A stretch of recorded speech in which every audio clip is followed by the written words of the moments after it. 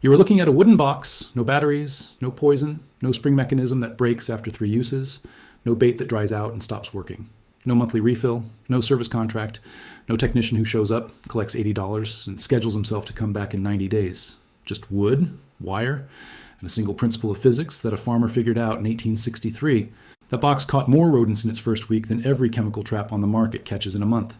Independent testers rebuilt it in 2019 and got the same results. Homesteaders in Montana, Tennessee, and rural England replicated it and posted the numbers online. The pest control industry, with $22 billion a year, has never once mentioned it. That is not an accident. This is the story of the most effective pest trap ever built. The industry that erased it, and exactly how you can build one this weekend for under $5. Here is a number nobody talks about. In the 1860s, rats and mice were destroying an estimated 20% of stored grain in rural America every single year. Not some years, every year. 1 in 5 bushels, gone before it ever reached a market. Farmers were not just annoyed, they were hemorrhaging income they could not afford to lose. And the solution the market offered them? Pay a man to come out, watch him sprinkle some powder, hand him money, call him again in 3 months when the problem returned. Because it always returned. That was not a coincidence, that was a business model. The pest control industry in 1860s America was already operating on a principle it has never abandoned. Your problem is their income. A solved problem is a lost customer. A permanent solution is an existential threat. So the industry never built one, until a farmer in Vermont built it himself. And then they had a real problem. His name was Eli Morse, 44 years old, a grain farmer in Vermont. No engineering degree, no chemistry background, no investors, no lab, just a barn full of rats and a mind patient enough to observe before acting. Most people who had a rat problem in 1863 did what everyone did, called the exterminator, paid the fee, waited for the inevitable return visit. Eli had done that. It had not worked, not permanently, not even close. So instead of calling again, he sat in his barn for 3 nights straight and watched. What he noticed was simple, almost embarrassingly simple. Rats travel along walls, almost never across open space. They move forward confidently through narrow passages. They commit to a direction. And when they panic, they do not think. They just run. They go in. They do not look back. They trust the path ahead. That single observation was worth more than every chemistry textbook the exterminator industry had ever published. Because Eli did not ask, what poison kills a rat? He asked, what does a rat's own behavior do to a rat? Here is what Eli built. A deep wooden container. A ramp leading to the rim. A smooth rotating cylinder. A simple wooden dowel or a tin can balanced across the opening at the top. The rat smells the grain at the bottom. It climbs the ramp. It walks out onto the cylinder. The cylinder spins. The rat falls in. The walls are smooth, straight, too tall to climb. The cylinder resets itself automatically. No spring, no trigger, no mechanism to jam or rust or break, no bait that needs replacing every few days, no poison that requires a licensed handler, no moving part that wears out. The trap does not degrade. It does not require maintenance. It does not have a shelf life. You build it once, it runs indefinitely. First night, Eli tested it, 4 rats. Second night, 6. Third night, 9. Trap in perfect working condition. Nothing adjusted, nothing replaced, nothing refilled. His neighbor James Whitfield came over, looked at the results, looked at the trap, and said exactly what the exterminator industry would spend the next 160 years trying to make sure you never said. This thing could run forever. Eli nodded. That's exactly the problem. Within months, the design was moving across the county, farmer to farmer, hand-drawn sketch passed over a fence line. A neighbor builds one, gets results, tells 2 more neighbors. Those 2 tell 4 more. The numbers were consistent everywhere the trap appeared. It outperformed every commercial alternative available. It cost almost nothing to build. It required nothing to maintain. Hardware merchants started getting asked for it. Feed store owners heard about it. The word was reaching market level. And then it reached the people who could not afford to let it go any further. The exterminator companies heard about it. They did not need long to do the math. If every farm in Vermont built this trap, service calls would drop. If it spread to New York, to Ohio, to the whole rural Northeast, the repeat customer base that their entire revenue model depended on would start disappearing. One farmer with a wooden box and a tin can had accidentally done what their industry had been careful never to do. He had solved the problem. Stop and think about this number. The average American household dealing with a recurring rodent problem calls pest control services 3.2 times per year. Average service visit in the 1860s, adjusted for modern equivalent, cost around $12 to $18 per call. Multiply that across hundreds of thousands of rural and urban properties. That is not a pest problem. That is an annuity. A trap that works forever does not just reduce that annuity. It eliminates it completely. No call, no visit, no fee, no return appointment, no chemical purchase, no bait refill, no service contract, one build. Done. For a household, that is salvation. For an exterminator company, that is bankruptcy arriving on a wooden ramp with a tin can on top. They had to act, and they did.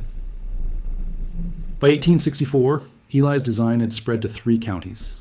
By 1865, there were documented references to similar traps in farm records as far as upstate New York. It was moving fast, faster than any commercial product the industry had ever had to compete with, because it was not being sold, it was being shared freely between neighbors who trusted each other more than they trusted any salesman. You cannot buy shelf space against something that does not use shelves. You cannot undercut a price of 0. You cannot outmarket something that spreads through genuine results and word of mouth. The only option was to attack it, and that is exactly what happened next. Here is how you kill an idea that works. You do not prove it wrong. You cannot, because it is not wrong. You do not beat it in performance. You cannot, because it outperforms everything you sell. You make people afraid of it. You make people embarrassed to use it. You make the people selling it impossible to find. And then you wait for the generation that knew about it to die. And you make sure the next generation never learns it existed. That is exactly what the pest control industry did to Eli Morse's trap between 1864 and 1920. Step by step, quietly, effectively. Within 18 months of the trap gaining regional attention, coordinated doubt began appearing in local newspapers across New England and New York. Not from exterminator companies directly, never directly. That would be too obvious. From concerned readers, from local physicians, from anonymous correspondents writing letters to the editor, raising questions about hygiene and household safety. The trap, these letters claimed, was unsafe. The open container posed a drowning risk to small children. The trapped animals created a disease hazard. The design was unsanitary. One piece in a New England trade publication, written by a man with direct financial ties to a chemical pest control supplier, although that detail appeared nowhere in the article, described the design as primitive, unreliable, and unsuitable for any household concerned with modern standards of cleanliness. Modern standards of cleanliness. That phrase did specific work. It told readers that using a wooden box made by a farmer meant you were backward. That real, modern, respectable households use professional services and commercial products. It was not an argument against the trap's effectiveness. It was an argument against your identity if you used it. That kind of attack is almost impossible to counter with facts, because it was never about facts. Reputation damage slows adoption. It does not stop it. The industry's second move was economic, and it was brutal in its simplicity. Exterminator companies in the 1860s had deep, established relationships with every hardware merchant, general store owner, and regional distributor in their operating territories. These were not casual relationships. These were financial relationships, credit arrangements, supply agreements, preferred vendor deals built over years. And behind closed doors, never in writing, never formally, always deniably, pressure was applied. Merchants who began stocking the trap found their usual supply relationships becoming complicated. Orders from preferred vendors arrived late. Credit terms on other products tightened. In multiple documented accounts from that era, store owners later recalled being told, carefully, quietly, without anything on paper, that carrying certain competing products would affect their broader commercial arrangements. Nothing illegal, nothing provable, just the quiet, devastating application of economic leverage by people who had it against people who needed it. Eli had no leverage. He had no commercial relationships, no capital, no industry connections. He had a barn, a design, and neighbors who believed in what he had built. Against a coordinated economic squeeze, that was not enough. Eli's son, Robert, wrote about this years later in a personal letter, now preserved in a Vermont historical archive. Eli attempted to formally patent the trap design. Twice. Both attempts failed. The patent application process in 1860s America was slow, expensive, and deeply susceptible to interference from commercially connected interests who knew how to work the system. Challenges could be filed. Prior art claims could be introduced. Processing could be delayed indefinitely through procedural objections raised by anyone with the legal resources to file them. Eli did not have legal resources. He had a farm and a design and a belief that the system would treat him fairly. It did not. The first application stalled in processing for over a year before being rejected on procedural grounds. The second application met similar obstacles. By the time Eli's second attempt failed, he was in his early 50s, financially stretched by years of legal fees he could barely afford, and facing a coordinated market environment designed to ensure his trap never reached the customers who needed it. He kept building traps by hand. He kept selling them locally. People who bought them swore by them. But locally was as far as it ever got. This is the part of the story that should make you the most angry. Not the propaganda, not the distributor pressure, not the failed patents, the silence. Because thousands of people were using Eli's trap by the late 1860s. They had results. They knew it worked. They knew it was better than anything the exterminator was selling them. And almost none of them said so publicly. Why? Because the exterminator was also the man who came when things got truly bad. He was a known face in the community, sometimes a neighbor, sometimes a friend of the family. He was the person you called when the infestation got out of control. And in the 1860s, infestations got out of control regularly, even with the best traps. Publicly praising a device that made him unnecessary felt like picking a fight nobody wanted. So people stayed quiet. They used the trap. They told their immediate neighbors. They passed the design from father to son, from farm to farm, through whispered recommendations and hand-drawn sketches shared across fence lines, in pockets of rural New England, in parts of upstate New York, in small communities across the rural Midwest where people trusted neighbors more than newspapers. The trap survived. Underground, literally and figuratively. But it never grew. It never reached the scale it deserved. It never became what it should have been, the standard solution in every home in America. Because the standard solution in every home in America was the one that required you to keep paying. Here is what matters most about what happened to Eli Morse's trap. It was not destroyed by being worse than the alternative. It was suppressed by being better. That distinction is everything. The pest control industry did not beat Eli in performance testing. They beat him in newspapers, in supply chains, in patent offices, in the quiet economic pressure applied to merchants who might have given his trap a shelf. They won not because their product worked better. They won because they had money, connections, and institutional power. And Eli had none of those things. That playbook did not retire in 1870. It is running right now in pest control, in pharmaceuticals, in energy, in agriculture, in every industry where a permanent solution threatens a profitable recurring problem. The tools are different. The newspapers are now social media algorithms. The distributor pressure is now platform demonetization. The patent interference is now regulatory capture and standards committees stacked with industry representatives. But the logic is identical. Your problem is their income. The moment your problem gets permanently solved, their income disappears. So your problem must never be permanently solved. Eli Morse figured that out in a barn in Vermont in 1863. It cost him everything. The trap did not die completely. It just went quiet. Generation after generation, in small pockets of rural America, the design survived. Not in books, not in catalogs, not in any official record the industry could reach and remove. In the memories of people who had built it, in the hands of farmers who had learned it from their fathers, in the results that kept proving themselves every single year, the trap sat in a barn and kept working without being touched. It waited, and in 2019, a man in a Vermont archive opened a box of old farm records and found a hand-drawn sketch with a note in faded ink. Set once, does not fail. Vermont County Library. A man named David Calloway is going through digitized 19th century farm records. Between crop yield logs and livestock ledgers, he finds a hand-drawn sketch, pencil lines, a few measurements in the margins, and a note in faded ink that reads, "Set once, does not fail." He photographs it, takes it home, spends 3 weeks cross-referencing it with patent records from the 1860s, finds partial references in 2 personal letters from the same era, finds 0 mainstream publications, 0 commercial records, 0 hardware catalog listings.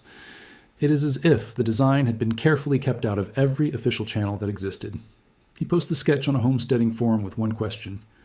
Has anyone seen this before? For 8 hours, 2,000 replies. The sketch goes from that forum to Reddit, Reddit to YouTube, YouTube to every corner of the internet where people who are tired of paying for things that do not work tend to gather.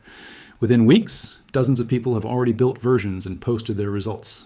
A homesteader in Montana builds one from scrap wood in a single afternoon, leaves it in his barn, posts results every morning for 2 weeks.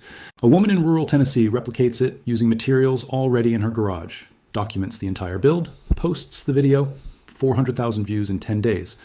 A pest control hobbyist in the UK reverse engineers the design and runs a formal side-by-side comparison against 3 commercially available traps over 30 days. Every single test produces the same result. It works, consistently, stubbornly, exactly the way it worked in Eli's barn in 1863. Here are the actual results from that UK side-by-side test, published in full. Independently verified. Trap 1, leading commercial, snap trap, 30 days, active infestation. Result, 8 catches. Trap 2, second commercial snap trap, premium model, $14.99 retail. 30 days, same conditions. Result, 6 catches. Trap 3, electronic trap, $49 retail. Requires 4 hour AA batteries replaced every 30 days. Result, 9 catches. Eli's funnel trap. Materials cost $3.40. Build time 55 minutes, 30 days. Same conditions.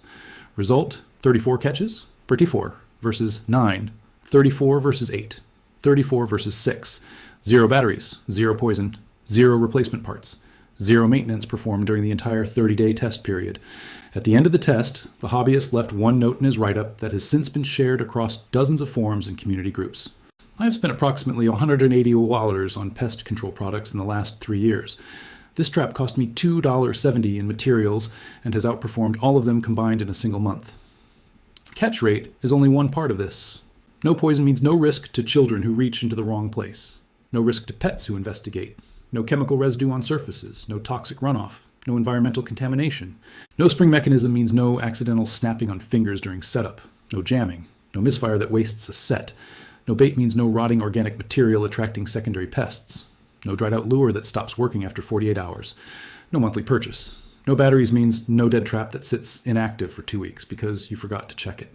No plastic components means nothing cracking in cold weather, nothing degrading from UV exposure, nothing ending up in a landfill after 18 months of use. The materials, wood, wire, a smooth cylinder, last decades with 0 maintenance. Properly built, this trap outlives every piece of pest control equipment the industry currently manufactures. Your central air conditioner lasts 15 years before it needs replacing. Your commercial snap trap lasts maybe 18 months before the spring weakens. Eli's trap, built correctly from decent materials, runs for 20, 30, 50 years without a single replacement part. There is not a product category in the pest control industry that can make that claim. Because if they built products that lasted 50 years, they would not have a pest control industry. The pest control industry in 2024 is worth $22.4 billion globally. That number does not exist because pest control companies are good at eliminating pests. It exists because they are extraordinarily good at maintaining the conditions that make you keep calling them. Think about what that $22.4 billion is actually made of. Monthly service contracts, quarterly treatments, annual inspections. Proprietary chemical formulations sold under brand names with 4,000% markups over raw ingredient cost. Replacement traps, replacement bait, replacement lures, replacement batteries, replacement everything. Every single revenue line in that industry requires you to keep having a problem. The Air Conditioning, Heating, and Refrigeration Institute, the lobbying body most comparable to the pest control industry's own organizations, spent $47.3 million on political activities in a single year. The pest control lobby operates the same way. Standards committees, building codes, regulatory frameworks, licensing requirements that effectively make it illegal to perform certain pest control activities without a certified professional, a certification the industry itself controls. You know who does not sit on the committees that set pest control standards in America? Farmers who built a $3 wooden trap that outperforms everything on the market. You know who does sit on those committees? The people selling you the $49 electronic trap that caught 9 rodents in 30 days. In the 1860s, they used newspapers to call it unsanitary. Today, you will not find Eli's trap design in any major pest control publication. You will not find it recommended by any licensed exterminator. You will not find it stocked at any national hardware chain. Not because it fails, because it cannot be monetized. You cannot patent a 160-year-old design. You cannot charge a subscription for wood and wire. You cannot sell a refill for a cylinder that never needs replacing. You cannot build a recurring revenue stream around something a person builds once and uses for the next 30 years. So they simply do not mention it. In a world where visibility requires marketing budget and marketing budget follows profit margin, silence is a perfectly effective weapon. The trap that a Vermont farmer built in 1863 has no marketing budget. It has no shelf space, it has no sponsored posts, it has no television commercial. It just has a 34-to-9 catch ratio and a materials cost of $340, and now it has the internet. Here is exactly what you need. Total cost, under $5. Build time, under 90 minutes. Materials, one 5-gallon plastic bucket, $4 at any hardware store or free if you have one already. One length of smooth wooden dowel or a clean aluminum can, the cylinder that spans the bucket opening. One piece of scrap wood or a thick branch for the ramp, free, wire or 2 nails to hold the cylinder ends so it spins freely but does not fall in. Optional, 2 tablespoons of peanut butter applied to the center of the cylinder. The build, balance the cylinder across the top of the bucket so it spins freely when touched. It should rotate easily. The entire mechanism depends on that rotation. The cylinder sits across the diameter of the bucket opening, touching both sides but not fixed. It spins. Build the ramp leading up to the rim at a gentle angle. The rat needs to be able to walk up it comfortably. Rough surface on the ramp so there is grip on the way up. If using bait, apply it to the center of the cylinder only. Not the ramp, not the bucket, just the center. so the rat has to commit to walking out onto the cylinder to reach it. Placement. Against a wall. Always against a wall. Remember what Eli observed. Rats travel along walls, not across open space. Place the base of your ramp flush against a baseboard, a barn wall, a fence line. For indoor use, basement corners, garage walls, kitchen baseboards, crawl space perimeters. For outdoor use, along fence lines, beside outbuildings, against the foundation of any structure showing signs of activity. What happens next? The rat climbs the ramp, walks out onto the cylinder. Cylinder spins, rat falls in. Smooth bucket walls offer no grip. Trap resets automatically for the next visitor. Empty as needed. Nothing else required. No reset. No rebaiting unless you choose to. No replacement parts. No maintenance schedule. Set it. Walk away. Check it when you remember to. Eli Morse was not trying to take down an industry. He was a farmer who was tired of losing grain and tired of paying people who never permanently fixed his problem. He sat in a barn, watched what was actually happening, and built something that worked. That is it. That is the whole origin story. And because it worked too completely, too permanently, too cheaply, an industry that depended on his problem never being solved made sure you never found out about it. That is not a conspiracy theory. That is a business decision. Rational, calculated, coldly logical from the perspective of people whose income depended on your problem persisting. It happened with this trap. It is happening right now with pharmaceutical treatments that cure diseases versus treatments that manage them, with energy solutions that eliminate utility bills versus ones that reduce them slightly, with agricultural methods that rebuild soil permanently versus inputs you have to purchase every growing season. The pattern is always identical. A permanent solution threatens recurring revenue. Recurring revenue has money, lawyers, lobbyists, and regulatory access. A permanent solution has results, and the people who experienced them. Results lose until they do not. Here's the thing about the internet that did not exist in 1863. When Eli's trap spread through Vermont in 1864, the industry had a contained problem. Cut off the supply chain in one region. Apply pressure to distributors in 3 counties. Run some newspaper stories. Wait for the momentum to die. That is not available to them now. Every person who builds this trap and posts their results makes it harder to suppress. Every share, every comment, every video of a bucket with a spinning cylinder, and a pile of results that no $49 electronic trap ever matched. The design is 160 years old. It cannot be patented away from you. It cannot be priced out of your reach. It cannot be made illegal.